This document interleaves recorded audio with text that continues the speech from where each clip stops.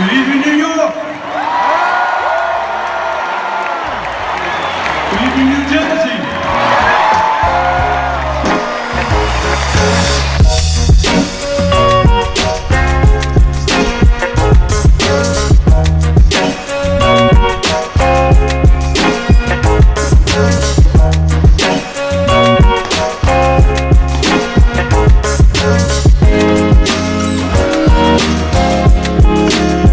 Now tonight's going to be a pretty incredible night. If I was excited to see Coldplay a few weeks ago, I am equally excited to see who I'm going to see tonight, which is Sir Paul McCartney. I have an album somewhere, Sgt. Pepper's Lonely Hearts Club Band from 1967.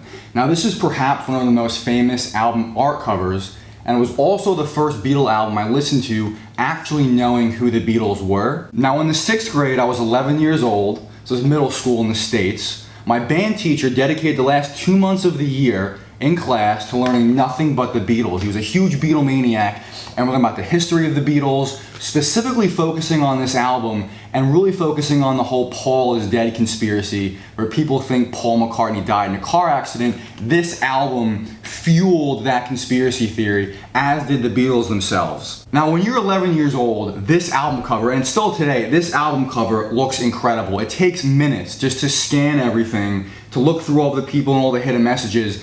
And my teacher would talk about, there's a bass guitar, there's a left-handed bass guitar on the album cover. Some of the lyrics, there's Billy Shears, who people thought was Paul McCartney's replacement in the band, disguised as Paul McCartney. He's mentioned a bunch. And then my favorite song ever, which is A Day in a Life from this album, makes reference possibly to Paul going to heaven. So the whole idea, when you're 11 years old, this conspiracy theory, learning about this band and the music, it all clicked, it all connected, and I was a die-hard Beatles fan ever since. And some people think that the album cover actually depicts a funeral with the flowers and all the people paying their respects. It goes even further. Look at the Abbey Road album. Paul's not wearing shoes. They think that's because he's dead, and George Harrison represents the grave digger. It's a whole slew. Oh, actually, it's on my shirt.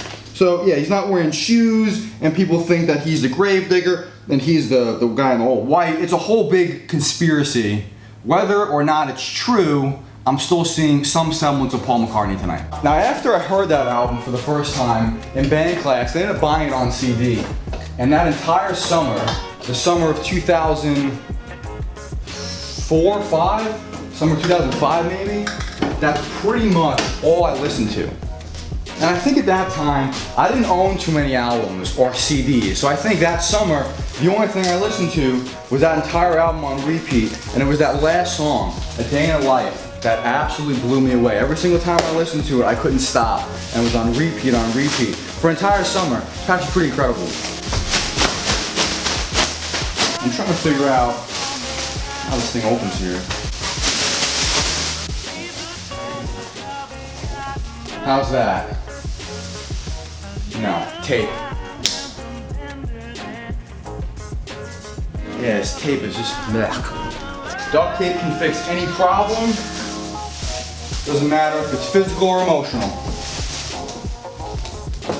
Throw some duct tape on it.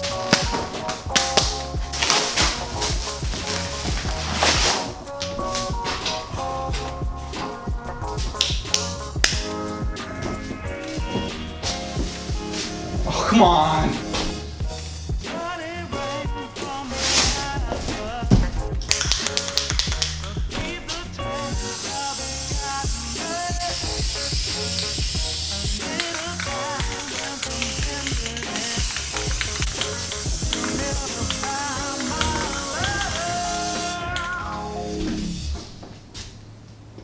Now it's more or less a waiting game. I need to wait for this to dry and then we can continue.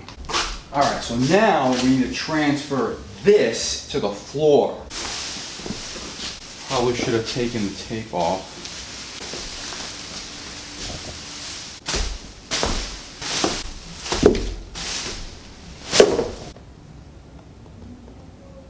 I'm checking if it's dry, by the way. I'm not just randomly dabbing it. We're good.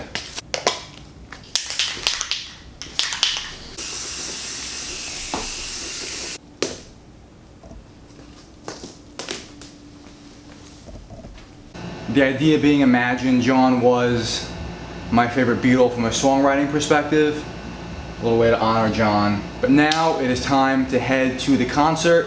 I'm super excited. Let's go. There he is.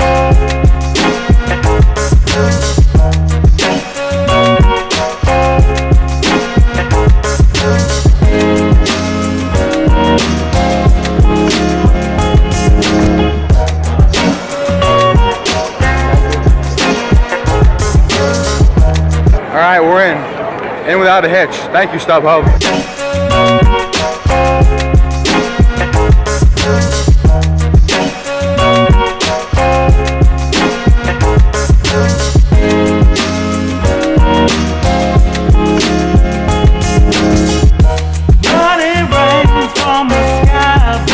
So when Mike and I went to go see Coldplay, we were sitting right about there.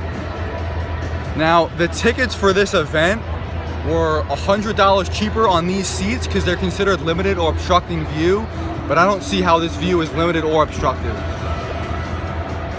I think they're referring to the sound stage right there, but for the most part, good job, StubHub. You know, I think the beautiful part about music and just art in general is that it's timeless. Of course, the Beatles and Wings, for that matter, was way before my time. But, you know, the crowd, I think, proportionally is people my age, older generation. Everyone's coming together to see a guy who's been around for 74 years. It's pretty incredible. Good evening, New York! In fact, there's a guy here holding up a sign. 107 times you've been to our show. Wow. That's excessive.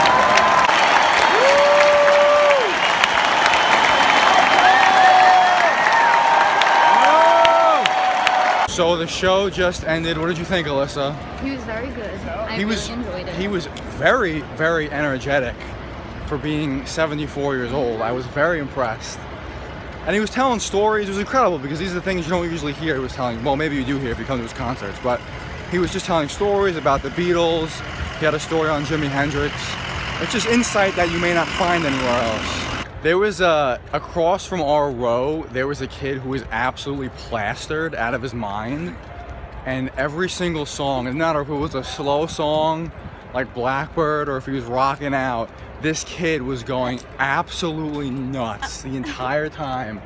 It was great. I mean, that's what you want, but it was just funny. Unbelievable.